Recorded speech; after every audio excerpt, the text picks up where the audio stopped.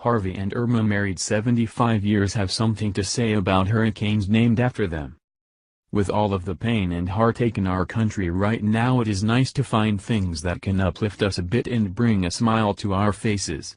Although Hurricane Harvey caused much devastation, and Hurricane Irma is looking to do the same, there is something that comes out of it that is heartwarming. A couple has been found that share the names of the superstorms.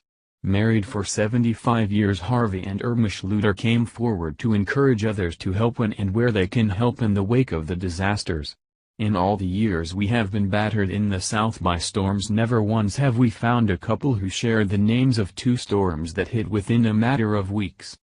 According to conservative fighters, Harvey and Irma Schluter have been married for 75 years.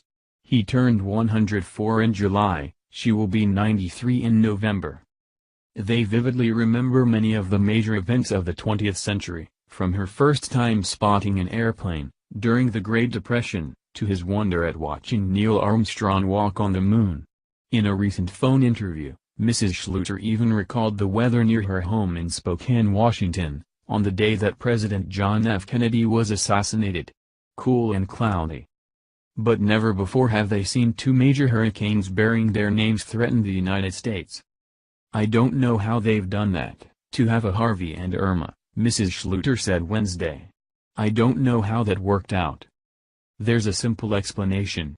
Since 1979, the World Meteorological Organization has alternated men's and women's names for tropical storms born over the Atlantic. 6 master lists of names are kept and used in rotation, so the more minor hurricane names of 2017 will make another appearance in 2023. Only hurricanes that are costly or deadly enough to be memorable have their names retired. Harvey was first used as a storm name in 1981, and 6 other storms have had that name. The gale that followed Harvey every 6 years used to be called Irene. But in 2011, Hurricane Irene pummeled the Caribbean and many cities on the East Coast, so that name was retired, to be replaced by Irma. Given the ferocity of Hurricanes Harvey and Irma in 2017, this will probably be the first and last time the names appear in tandem. The Schluters, by contrast, have been appearing in tandem since the 1940s, when Harvey was visiting his brother at a duplex in Spokane and ran into Irma, staying with her sister in the apartment below while she attended high school. Mr. Schluter was smitten. The future Mrs. Schluter, Irma Schumacher, was more hesitant. I wasn't quite through school yet, she said. I wanted to wait until I was done. But he talked me into getting married before that. The two were wed in 1942 and, after a brief stint living in Fort Meade, MD, while Mr. Schluter was still in the Army, they returned to Washington. While he went to work as a barber, she found life at home lonely. Both had grown up in big families and it seemed only natural to begin to take in groups of foster children, many of them physically or mentally disabled. In a story to mark their anniversary in March, the Spokesman Review of Spokane reported that they had taken in 120 children over the decades, a number that Mrs. Schluter confirmed. Mr. Schluter opened his own business in the Hilliard suburb of Spokane, Harvey's Shop, and worked as a barber for 45 years.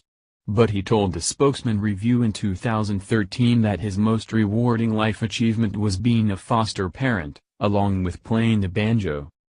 Spokane, in eastern Washington, never sees hurricanes, of course. And in their long lives and travels in a motorhome to visit their grown foster children, the Schluters managed to avoid the major hurricanes that struck hard enough to have their names retired over the decades.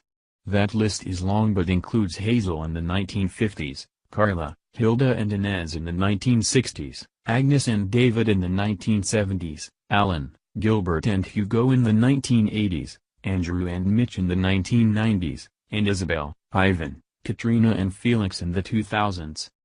Mrs. Schluter did not recall ever being seriously affected by other weather events, including snowstorms and earthquakes, which are more common in Washington. She did say that she and Mr. Schluter had stayed inside over the last several days because of the smoke from the wildfires plaguing the Pacific Northwest. When Harvey and Irma were born, in the early 20th century, Radio was a new invention and cable television was decades away. In a new century, after 75 years of marriage, they can only watch as their names flicker across the screen with reports of death, destruction and evacuation. Really sad, Mrs. Schluter said of the news reports. I have no idea what I'd do. I've never been in that kind of a situation, she said. I try and help some people, I don't know how. That's the philosophy you might expect from someone who spent decades taking children into her home. You just do whatever you think would be best to do, she added. If you can help someone, then help them. This is a story of great and true love that few experience in the world today, and this wonderful couple sure will be leaving a mark on all of us. We pray there are many more blessed years for them to spread their love and adorable story. Thank you for watching this video. What do you think about this? Share this on Facebook and Twitter along with your comments.